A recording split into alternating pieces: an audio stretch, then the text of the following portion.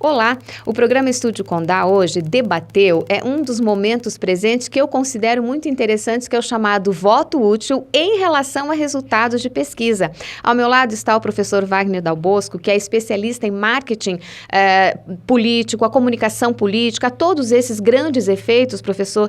E eu me perguntava, o voto útil, a questão de eu não vou votar em quem eu quero, mas em quem eu acho que vai ganhar, não é fenômeno recente, mas está ganhando uma força nas redes sociais que impressiona.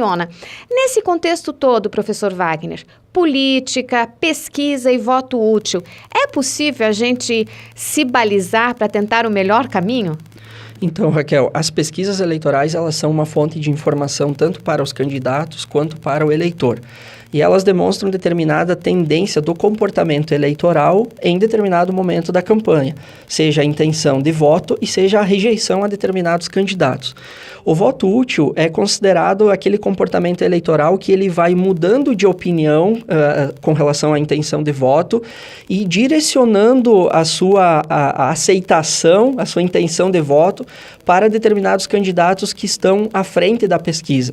Em cenários de polarização como o que a gente vive no Brasil hoje, com dois candidatos estando muito à frente dos demais, isso faz com que não só o eleitor, mas candidatos de determinadas coligações acabem abandonando o barco de determinadas candidaturas e apostando naqueles que estão mais à frente. E isso se dá também através da rejeição, não necessariamente porque um eleitor ele prefere um ou outro candidato, mas porque ele rejeita determinado candidato, então ele acaba demonstrando que ele vai apoiar então quem está à frente para fazer com que o outro que ele rejeita não seja eleito, né?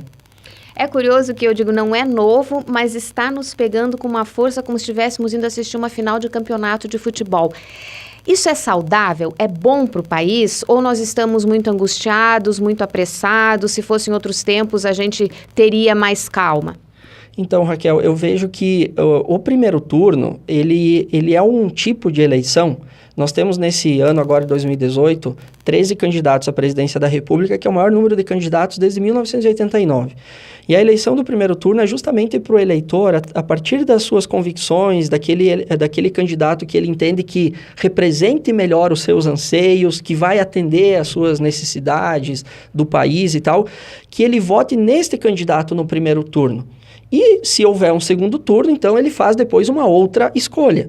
O que acontece no Brasil nesse momento é que também devido a esse cenário de polarização e também de dois candidatos estarem muito à frente dos demais, faz com que haja uma certa antecipação do segundo turno. Então, ao invés da gente no Brasil discutir as questões que a gente está discutindo agora lá no segundo turno, a gente está antecipando e fazendo determinadas discussões agora antes mesmo de acabar o primeiro turno.